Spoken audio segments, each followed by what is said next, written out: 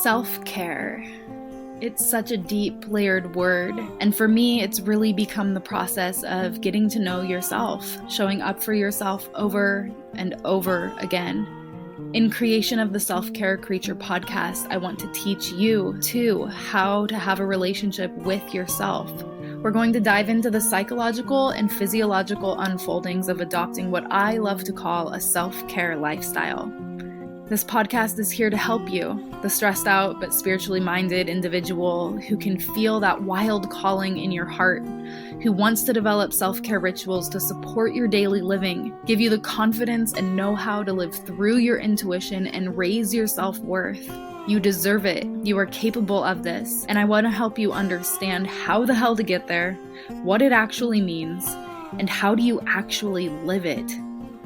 That's where my intention is with this podcast. The Self-Care Creature podcast, brought to you by me, your host, Courtney Klopp. Let's dive in. Hello, sweet, curious creatures. Welcome back to the Self-Care Creature podcast. Today, I am going to be doing a year in review podcast, talking about the review of the year in my personal life, as well as real-time statistics and things to learn together about the podcast. And I hope that in listening today that you also find some inspiration for reflecting on your own life in the last year. I cannot believe that it's already been a calendar year. And I say this often in many places, but my grandma tells me that it's not slowing down. Time just keeps on speeding up the older you get. And I think this is the first year, one of the first years of my life where everything really feels like it's starting to smoosh together. Like I don't know, like I've gathered a whole new layer of experience in my life and my timeline is starting to warp. I've been a person that name a month, name a year, and I can basically know exactly what I was doing during that time. And there has been a lot of stuff going on in the last couple years that I haven't exactly. I've been trying to let go of that a little more and noticing at the same time that I just don't remember as well as I used to. And that is perfectly fine and normal as far as I know. But it is interesting learning how to let go and not hold on so tightly and just let things flow rather than distinctly keeping track. I love keeping track of this timeline of my life. I don't know why. Maybe it's a neurodivergent thing. But today we'll be reflecting on the last year. First of all, I want to take a moment to just shout out to all of my patrons who support and help to keep this podcast going and help to inspire me to continue sharing what I am learning and all of these curiosities in my own life. So thank you for supporting me in sharing my own writings and exploring grounded spirituality together. Events for this month ahead, we're really winding down this time of year, and this will be the last podcast for the rest of this year. So no podcast for the next month or so, as I need to take a couple things off of my plate and just realign and make sure that I'm showing up fresh, and yeah, just getting some ducks in a row, So it's like, I feel like I'm at this precipice, this crossroad where I am doing a lot of reflecting on the year past. And I'm taking a lot of time to tune in with my own heart, my own energy, and then trying to look a bit towards the year ahead. And it's this delicate balance of, yes, I want to plan, but I also have to understand that, not all things go according to plan. And so constantly coming back to this deeper trust in myself, the trust that I have cultivated within this self-care lifestyle, but also just the deeper trust and surrender with the universe and with the world. And it's been helping me a lot to make sure that I'm coming back to my values, my intentions, and just working on what is within my control and what feels important to me to be able to navigate these things in life. I will say you may remember that one of my goals this year was to read one book a month. And I am just laughing really hard because I know that I have friends out there that love reading and they read 7 books a week, like not even joking. Some people just really read a fucking lot, and I love you so much. I'm a little bit jealous because I'm counting here, I tracked it, 3, 4, I think I read 7 books this year. So that's less than 1 book a month. That includes listening on audiobooks. So just cracking myself up. I just recently finished listening to Drew Afwalo's book called Loud. I'm pulling it up right now so that I can offer some insights and details. She narrates it, so of course I'm going to recommend a listen anytime the author narrates the book. I love that. Drew Afwalo is a very popular person on social media at this time, and she's known for calling out misogyny. And a lot of people think that she's mean, but also she actually goes about it in just matching the energy that these men are putting out there, first of all. And then second of all, there's this idea of like women don't always have to be nice. And that's why I really appreciated listening to her book and learning a little bit more about, I think there's a whole chapter in there about how it's okay to be mean. But it all comes from this really grounded place of like learning how to find your voice and speak from it. So I felt really inspired and empowered listening to this read.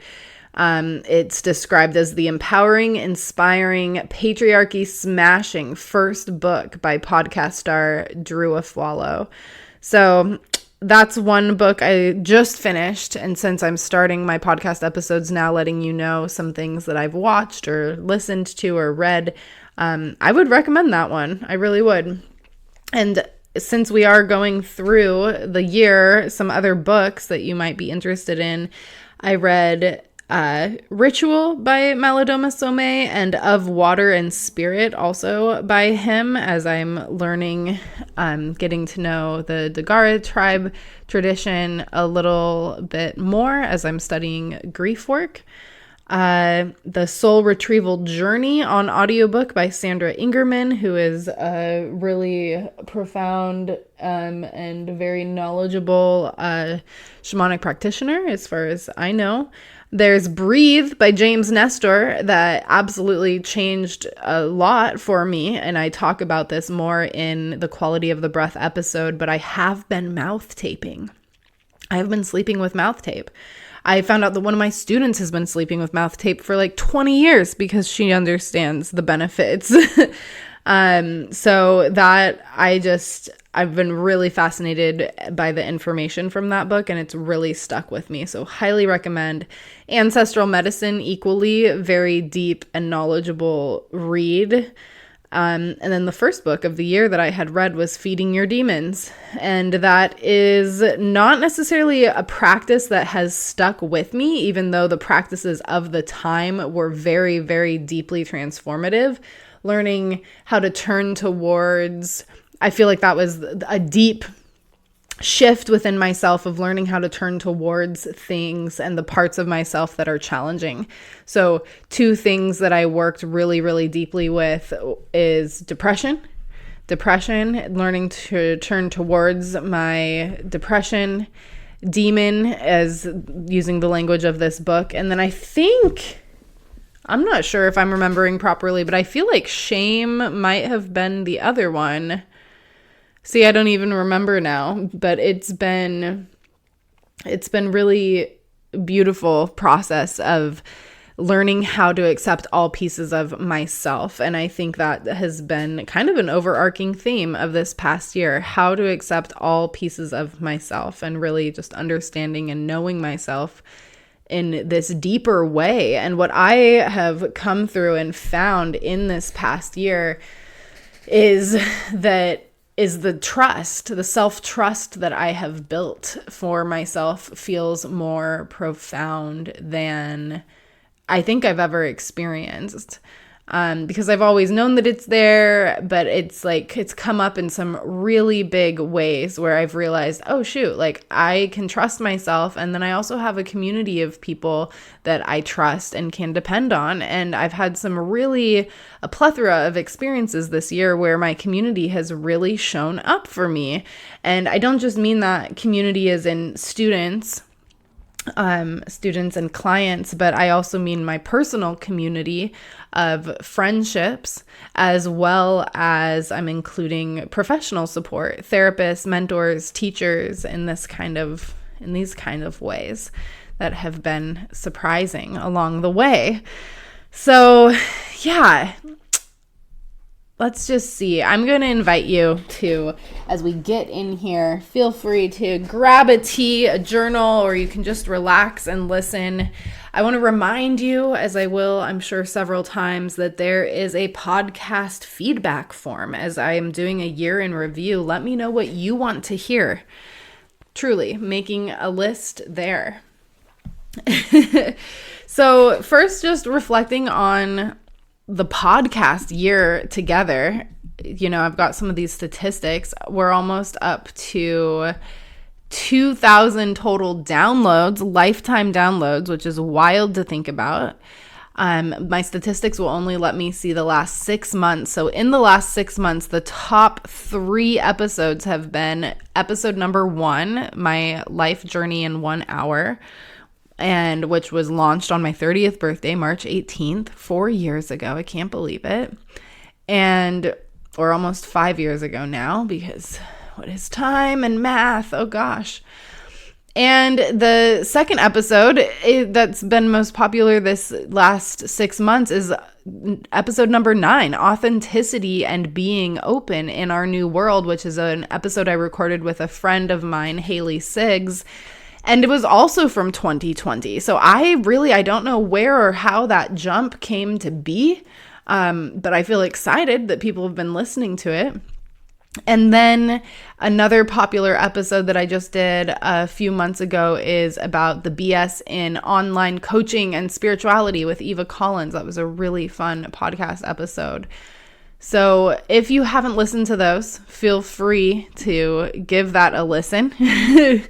And I think I published 16 episodes this year, which is really, really exciting. And looking back over these episodes, I started with a year in review of 2023, which was just like dagger to my chest year. It was a hard year. And then the next 3 episodes, Healing Through Heartbreak, which has just been profound to move so intentionally through heartbreak. That was a huge lesson in my life. One of my big overarching themes and intentions for myself that still rings true, but that I've been focusing on this year is developing secure attachment within myself. Secure attachment within myself, and exploring and learning about that graspy feeling that I find and the attachments that I so deeply come across within myself and for other people. And just going into that it's just been really fascinating to feel into the way that has all transpired and to think about over the last year. And then, of course, moving into the fiercely fortifying era, I have now declared that fall is officially the self-love and stabilize era, because it feels like that time of year where we really need to lean into our stabilizing routines. We need to come back to ourselves, and self-love is hard. But the springtime, moving into spring, is that fiercely fortifying era where we take our self-love and our stabilizing time and we allow ourselves to step outside of the cushy comfort bubbles of fall and winter and fortify with the tools we've learned going into the springtime. We talked about self-advocacy in the American healthcare systems and relationships. Those are popular listens. I also interviewed or had a friend on the podcast talking about the world of Zen practice. some life updates, talked about gut brain healing and somatic experiencing with my dear friend Demi. We talked about sleep wellness with Amber Horn. And then moving into quality of the mind and quality of the breath. Those are two episodes that I really enjoyed doing because they're especially two things that I talk about so much in my classes. So I would love to know more about your thoughts of, did that resonate for you? Are there other things that I'm mentioning in class that I can't think of that you would love to know more about and maybe hear it in a podcast episode? Please fill out the podcast form. And then talking more about what exactly is integration, because it's kind of elusive.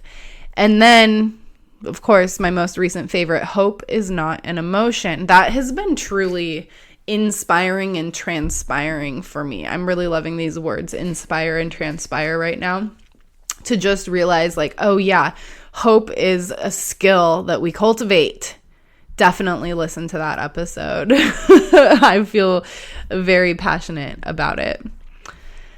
So I just want to thank you for a moment, take a moment to sincerely thank you for tuning in and listening, because as with everything in my work, I just deeply believe this is so reciprocal, I could be here shouting to the void, but without you out there listening and offering feedback and showing up, it really is this beautiful reciprocal dance. And I've had to learn a lot about reciprocity over the last few years. And so it's become something that is really important to me in my life. And so I just want to say thank you. Thank you very much. And thank you if you've left reviews or shared podcast episodes, sent kind messages, told your friends or family about it. All of it just means so much. And I can't thank you enough, truly. So I'm just taking this moment to think and review on the year past. After reading all of those podcast episodes, I'm starting to just think of my own personal life. And like I said, I was moving out of a time of heartbreak. I met someone new that has become a really dear friend in my life. I ended up, these are things that I did this year, kind of in consequential order as I am, or sequential order, consequential. Anyway, language. In sequential order as I am remembering it properly. I went down to Big Sur for my birthday this year. That was really fun, checking out the California coast. Great tour guide with my bestie Caitlin. That was amazing. And yeah, making the really hard decision that just also felt right to close the Salt and Shadows studio, which is a spiritual exploration endeavor that I had with my business partner at the time, Diana. And just really settling into going our separate ways, feeling into, again, this year's theme of important friendships falling away and learning how to take space, how to communicate, that kind of stuff. I've also never been in any sort of accident or had to be hospitalized for any reason. I've never had a broken bone. I've never had stitches, nothing like this in my life. And this year, I was in 2 different car accidents. And so that also has been a big shakeup and lots of learning lessons and things along the way in that regard. I carried out my second year of a 4-year spiritual commitment and have continued to show up within my spiritual communities. People often ask me, what does that mean for you? And the spiritual communities that I'm referring to are people that come together for more of this Lakota-based background that I was referred to into this community through a mentor of mine. And that is also the shamanic practitioners and teachers that I work with in terms of continuing my learning and also doing plant medicine. And between psilocybin and ayahuasca, I tried ayahuasca for the first time this year. I've now had 2 ceremonies within that space. And I think that's just the whole spiritual component of my life is something that I'm interested in talking more about in this year to come, because I feel like there's all sorts of things that I share here and there. And I've been really trying to gather information for myself on what do I want to share and what is appropriate. But I have more and more clients and students finding me and asking questions about spirituality, about plant medicine, about ancestral relations and reverence, about shamanic journeying, about guided meditation, like all of these things that just kind of go out into the realms of a little bit of what I call spirituality. And there's a lot of new age spirituality and things going on in the world. So I've mentioned this a few times in podcast episodes. So I personally do think it's time for some clarification and grounding in, and also stepping out into that version of myself with a bit more clarity, because I'm surprised that people are surprised to learn about these pieces of myself still, which just is a nice reflection that I haven't been as clear or outward about it as ultimately desired. And that makes sense. I have continued over this year with my mindful recovery journey, and definitely have still had some challenges with substance use. The particular challenges of when I speak to substances for me tends to be around my use with cannabis and alcohol. And that's been also really interesting to learn about having to navigate that. I've also found a new therapist at the beginning of the year and have been working on a close to weekly basis with this wonderful human that it's just so lovely to find a therapist that feels like that I feel safe with, that I feel like they trust me, I trust them. Somebody that has like a plethora of backgrounds, so we can do a little bit of talk therapy, we can get into the body, we can get into art, and things like this. And so just exploring a lot of different avenues for myself this year amidst it all. And I did end up getting my Reiki certifications, level 1 and 2, and I just completed level 2. So it's been interesting for me to see and feel the way energy has transpired over this year. And of course, like, I've always been really skeptical of energy work, and at the same time, I also feel really innately and intuitively drawn towards it. And so learning about this Reiki lineage and taking that certification course with a dear student, friend, teacher of mine, I have found that it's like it just felt like it was in perfect timing, because I don't feel like I could have really comprehended or understood what was going on as far as understanding Reiki prior to where I'm at right now in my life. And so learning Reiki from a Japanese lineage, especially when my Zen lineage is Japanese, and just being able to more open-mindedly understand different cultures and understand the flow of energy is really interesting. And to piece that back into my other spiritual practices of making offerings and setting intentions and really working deeply, especially with intention, that really is a lot of what Reiki is about. I never thought that I would be a person that was really deeply in tune with energy. I still feel a little out there speaking about it, like energy.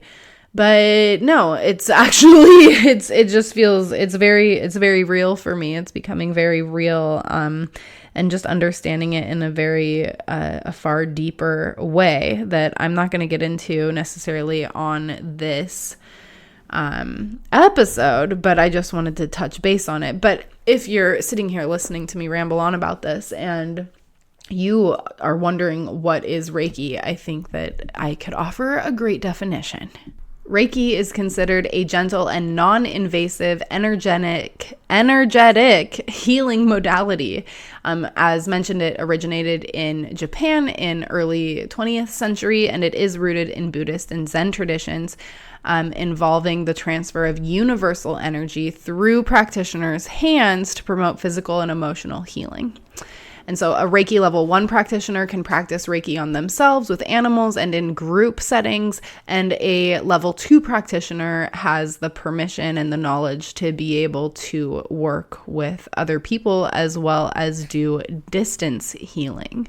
So that has been really, really beautiful and special to take on. And then earlier in the year, I also did a peer support guide through Yoga for 12-Step Recovery certification, which takes the grounded the principles of harm reduction, guided by yogic texts, trauma research, modern neuroscience, and the 12-step program. I personally I feel like I want to take some of these classes and get to know the program specifically better myself, but it is also something that I have under my belt. It helps in holding peer support spaces like our once a month self-care check-in space. That's an online class that I have. So yeah, just wanted to share that because those are two exciting and new things that I feel like I have explored this year. And sometimes I forget to share some of these things. So that is why I am sharing that. I've already revealed a little bit looking ahead into the podcast and even the next year. Personally, I'm continuing to carry this deep building secure attachment within myself and working towards prosperity, particularly financial prosperity within my own life and my own business. And I think it's just going to be really interesting to see the way that the next year transpires and unfolds. I've seen so many beautiful and new, I've seen a little bit of harvest coming up of the seeds I've planted in my life this year. And even though things have definitely this year has come with a lot of challenge and difficulty, like I said, I've also shown myself that I will not abandon myself, that I am here, that I am present. And I feel like I've been able to witness some really deep and profound growth within myself this year. And I guess self-awareness just keeps growing and expanding in certain ways. So sure, maybe I could say I'm more aware of many things and myself at this time in my life than I have been before. But I also find it so important to pause and to listen and to notice these moments for ourselves. And they just pass by so quickly. And so this is why I'm sharing it with you, is in hopes that you can take some time to really reflect on this year and to be proud of yourself and to look at the growth. That's something that I've been maybe for more than a year now, I'm not sure, but not long ago, I definitely remember not being able to tell myself that I was proud of myself. I'm proud of you. Like, what does that mean? That feels weird. And I just couldn't take it. But over the last year or so, I have been really practicing that for myself. I am proud of you. Remember how much growth it's taken to get here and really appreciating those little milestones. And I wonder if you can get to a place where you can take a breath, take in some of these reflections for yourself and really tell yourself that you're proud of yourself. That's my invitation to you. I also want to reflect that there's no right or wrong way to practice these things and to be in relationship with yourself. It's just a matter of showing up and honoring it. So I asked, just silly for fun, ChatGPT to 3 random questions for the year to introduce some fun, playful things to mix it up here. So what's one thing that I tried this year that surprised me? And maybe you can reflect this for your own self too. One thing I tried this year that surprised me, I will say, the thing that comes to mind is ayahuasca. I don't think that I went into the year at all planning to do that, but when the opportunity came up for me, it had been about 8 years of a journey coming around, and it was a teacher and mentor of mine that offered me that space, and it felt right, and I said yes. And so that was really interesting.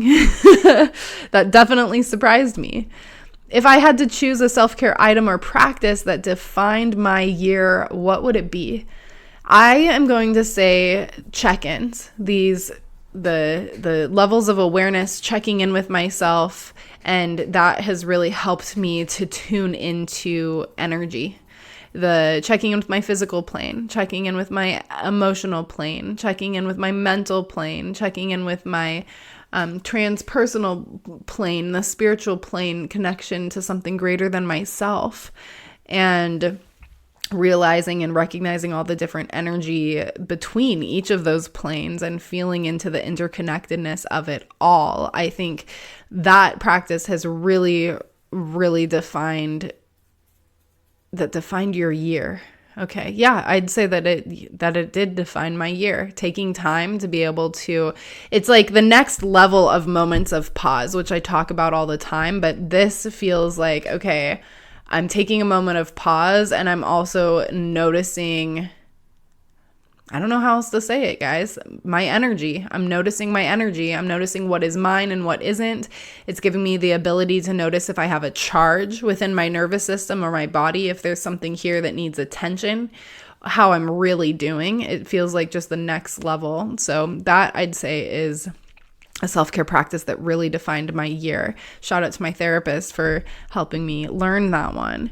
What's one silly or playful thing that I want to bring into my life in the new year? Ooh, this is a fabulous question, because I think bringing more silly and more play into the new year is an intention in and of itself. And to just think of one thing, I think dancing could be good. But I say that all the time, and I do dance here and there, but I would love to be more intentional with it. I think just having the intention of being more silly and more playful, I like that all around. Do I have to choose one silly or playful thing? I guess one other thing, sure, dancing, we'll go with dancing, and also just doing something each day specifically for myself. Doing something for myself, even if it's just one song, sure, dancing. But finding one silly or playful thing that is just for me and my joy, that is a beautiful intention for the next year. I'm gonna have to write that down. Definitely take some time to think about this for yourself. And if you want to share your answers with me, you can always give me a little shout out on Instagram, or even send me an email. And as we close down this episode today and take a break for about the month ahead, I'll do my best, you guys, to come back at the start of January, but I do just need some downtime and to get some systems and flow under my belt at the end of this year. I do just want to say thank you again. Thank you from my heart to yours, like truly and deeply. Take a breath with me. I appreciate you so much. And I just feel honored to be sharing this journey with you and to have access to your ears at this time. And in the year ahead, there are lots of things coming. The beginning of January, just so you know, my friend Natalie and I are bringing back dark moon ceremonies to the Bow Sanctuary. It's about 90 minutes of setting some intentions and mixed with restorative yoga. So a little bit of a community vibe there. And then we'll move into a full hour sound bath with a little bit of a guided meditation there. I'm really excited to be offering these, and it will be a monthly offering for most months of 2025. The seasonal shift shops are also going to be happening again in 2025. The first one happening in January. I believe it's January 25th. We'll have to double check that date together. I'll leave links in the show notes. And those are in person, of course, and online, I will be continuing to offer my new moon Zoom chats where we just chill, get on, draw some cards, talk about what's going on, set some intentions together to feel inspired. And then the creature calibration circles are also on Zoom once a month, typically the following Wednesday from the Sunday new moon Zooms. And that creature calibration is that monthly self-care check-in space, a little less spiritual, a little more mental health focused. and just sharing where we're at. Patreon, you can continue to support on Patreon. I am still seeing clients one-on-one, but I will admit that my focus is shifting a bit in the new year, and so I will be less focused on my one-on-one clients.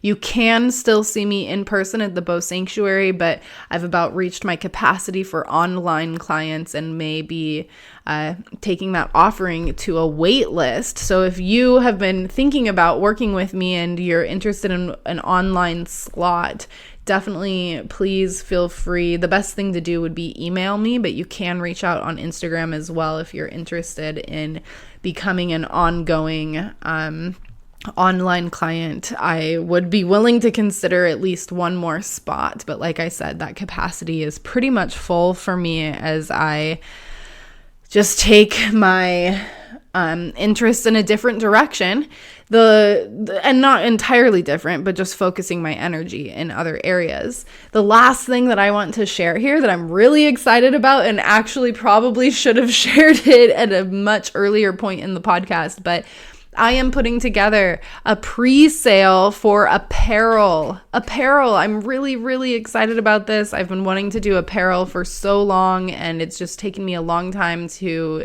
get it together. And so I have a local print shop that I'm going to be working with out of Marysville, which is local to where I am. I am getting to know the owners better, which is just really sweet and special. And so we're going to have two different what is it called? Designs, two different designs. And so one is for self-love and stabilize, because we need a comfy, cozy vibe for the reminder of why we self-love and stabilize, what that's about, especially this fall season. And then there will just be also a seasonal self-care creature hoodie available for purchase as well. I've got some new stickers coming out, so keep your eyes peeled. Maybe if I get myself together, I will drop the pre-sale link in the show notes. Feel free to check that out and see if that is live. And again, if you have any questions, please feel free to fill out the podcast form, because it helps me know what you want to hear. Otherwise, I'm wishing you well in the rest of the year, the rest of these holiday seasons. I hope that you find peace and joy and ease and strength amidst all of the chaos that may be alive at this time, that you find pockets of pause, and that you take some time to reflect on the year. As always, thank you so much for taking care of yourself, because the world needs more people doing just that. Talk to you soon, creatures.